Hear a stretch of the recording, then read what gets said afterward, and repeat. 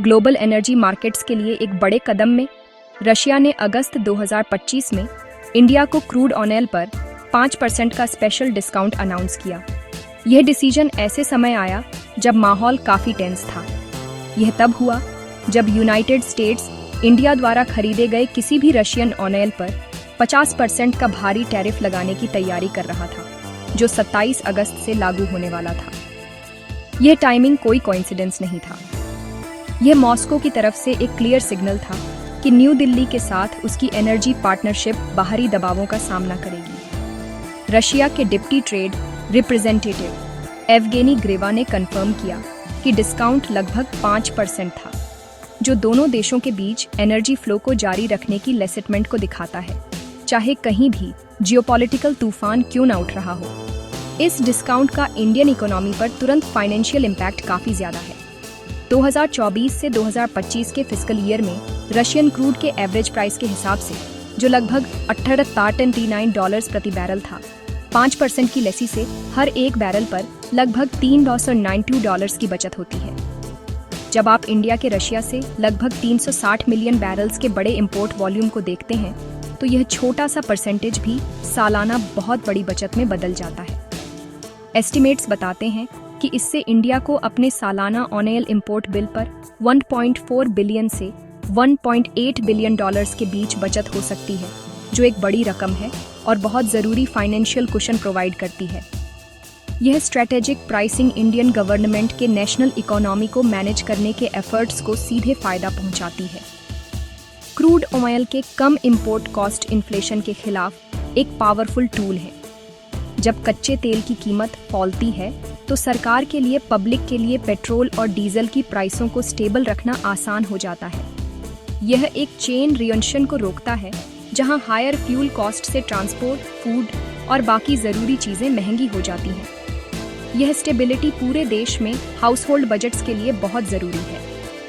यह एंश्योर करने में मदद करता है कि एवरेज सिटीजन के लिए cost of living global energy prices में उतार चढ़ाव के कारण कंट्रोल से बाहर न हो जाए। इसके अलावा फाइनेंशियल रिलीफ इंडिया की स्टेट ऑन्ड ऑयल कंपनीज तक भी पहुंचती है।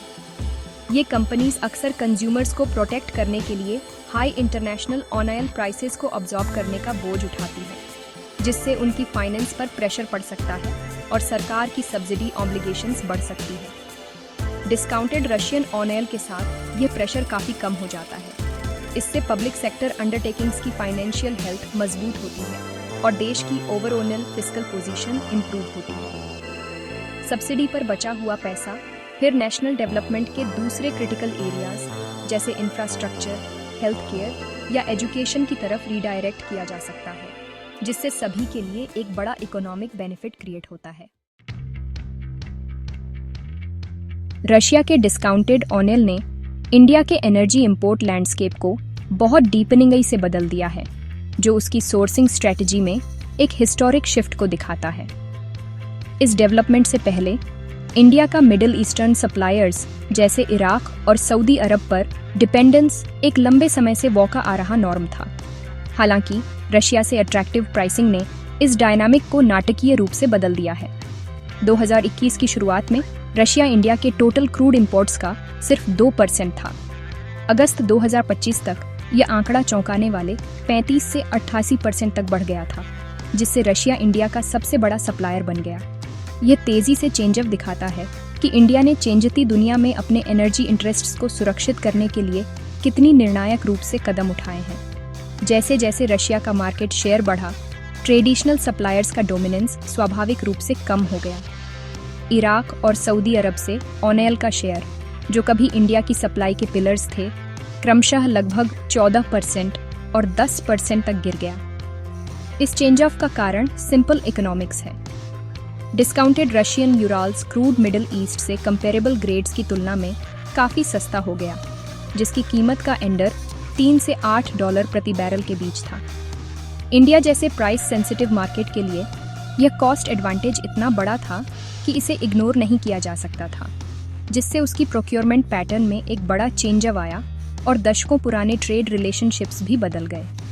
हालांकि इंडिया की स्ट्रैटेजी सिर्फ एक सप्लायर को दूसरे से रिप्लेस करने के बारे में नहीं है, ये डाइवर्सिफिकेशन के बारे में है। रशियन ऑयल को अपनाने के साथ साथ न्यू दिल्ली ने किसी एक देश पर ज्यादा डिपेंडेंस से बचने के लिए अपने सोर्सेज को इंक्रीजने के लिए भी वनटिवली कोशिश की है। इसमें दूसरे की ग्लोबल प्लेयर्स से इंपोर्ट इंक्रीज न शामिल है। यूनाइटेड स्टेट्स अब इंडिया के ऑयल इंपोर्ट्स का लगभग 6 से 7% है, जबकि यूनाइटेड अरब एमिरेट्स का शेयर 8 से 10% है। ब्राजील जैसे दूर के देश भी अधिक इम्पोर्टेंट पार्टनर बन रहे हैं, जो मिक्स में लगभग 2% का योगदान दे रहे हैं। यह मल्टी प्रोंगड अप्रोच एक बैलेंस्ड और रेजिलिएंट सप्लाई चेन बनाकर इंडिया की एनर्जी सिक्योरिटी को मजबूत करती है। यह डेलिब्रेट डाइवर्सिफिकेशन एक सोफिस्टिकेटेड और फॉरवर्ड थिंकिंग एनर्जी पॉलिसी को दिखाता है। अलग अलग कॉन्टिनेंट्स में सप्लायर्स की एक वाइड रेंज के साथ रिलेशनशिप्स बनाकर इंडिया खुद को संभावित सप्लाई डिसरप्शन से बचाता है, चाहे वे पॉलिटिकल इंस्टेबिलिटी, कॉन्फ्लिक्ट या इकोनॉमिक सैंक्शंस के कारण हो। ये इंडिया को ग्लोबल मार्केट में चेंजावों के प्रति फ्लेक्सिबल और रिस्पॉन्सिव रहने की परमिशन देता है। ये स्ट्रैटेजी इंश्योर करती है कि देश की एनर्जी नीड्स को भरोसेमंद और अफोर्डेबल तरीके से पूरा किया जा सके, जो आने वाले सालों में उसकी तेजी से इकोनॉमिक ग्रोथ और डेवलपमेंट को बनाए रखने के लिए फंडामेंटल है। रशिया के ऑयल डिस्काउंट को वन एक्सेप्ट करने के डिसीजन ने इंडिया को एक कॉम्प्लेक्स जियोपॉलिटिकल पोजीशन में डाल दिया है, खासकर यूनाइटेड स्टेट्स के साथ उसके रिलेशनशिप में। अमेरिकन गवर्नमेंट इंडिया के मॉस्को के साथ लगातार एनर्जी ट्रेड की खुले तौर पर आलोचना करती रही है, यह तर्क देते हुए कि यह अप्रत्यक्ष रूप से रशिया के यूक्रेन में युद्ध को फाइनेंस करता है। इस आलोचना का अंत इंडियन परचेज पर 50% के दंडनीय टैरिफ की घोषणा में हुआ। हालांकि इंडिया ने अपनी पोजीशन का स्ट्रांगी से डिफेंस किया है। न्यू दिल्ली ने टैरिफ को अनरीजनेबल और इम्प्रैक्टिकल बताया है, अपनी सॉवरेन राइट को रीअसर्ट करते हुए कि वह एक इंडिपेंडेंट फॉरेन और ट्रेड पॉलिसी अपनाएगा जो अपनी नेशनल एनर्जी सिक्योरिटी को प्रायोरिटाइज करती है। बाहरी प्रेशर के बावजूद ऑयल डील ने इंडिया और रशिया के बीच के बॉन्ड को अनडिनाएबली मजबूत किया है। यह पार्टनरशिप अब सिर्फ ट्रेड से आगे बढ़ गई है, यह एक गहरी स्ट्रेटेजिक अलायंस का आधार बन गई है।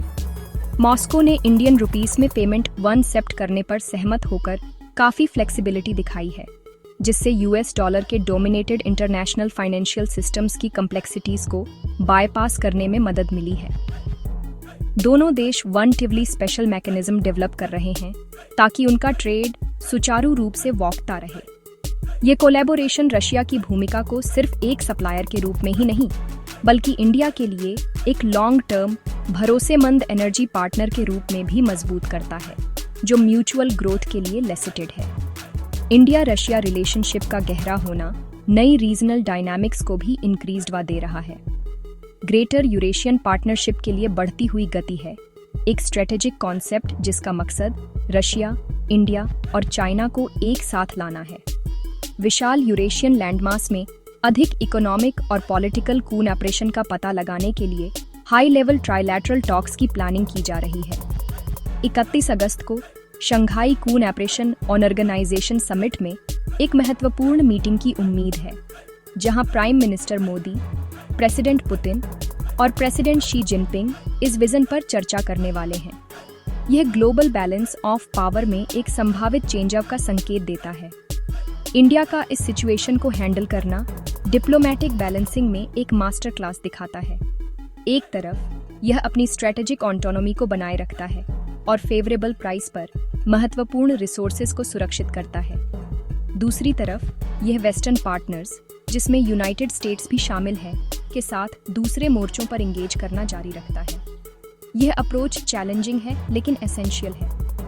इंडिया एक संकीर्ण रास्ते पर चल रहा है, अपनी इमीडिएट इकोनॉमिक नीड्स को अपनी लॉन्ग टर्म डिप्लोमेटिक रिलेशनशिप्स के साथ सावधानी से बैलेंस कर रहा है। ऐसा करके यह एक प्रमुख ग्लोबल पावर के रूप में अपनी पोजीशन को रीअसर्ट करता है, जो अपने नेशनल इंटरेस्ट्स के आधार पर डिसीजन लेता है, न कि बाहरी निर्देशों के आधार पर। रशियन ऑयल डिस्काउंट के इंडिया के लिए इमीडिएट बेनिफिट्स क्लियर और अट्रैक्टिव हैं। सबसे obvious advantage direct cost saving है, जो देश के इंपोर्ट बिल को काफी कम करती है और ग्लोबल प्राइस वोलेटिलिटी के खिलाफ एक बफर प्रोवाइड करती है।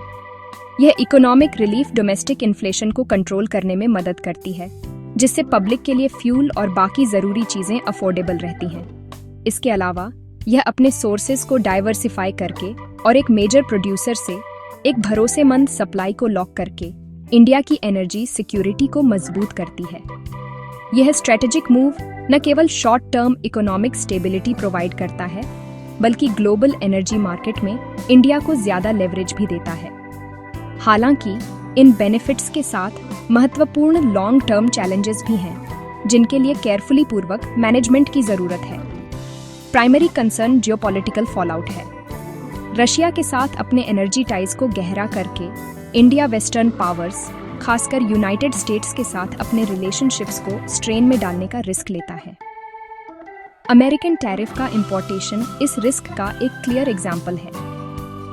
इन कॉम्प्लेक्स डिप्लोमेटिक वाटर्स को नेविगेट करना इंडियन फॉरेन पॉलिसी के लिए एक लगातार टेस्ट होगा।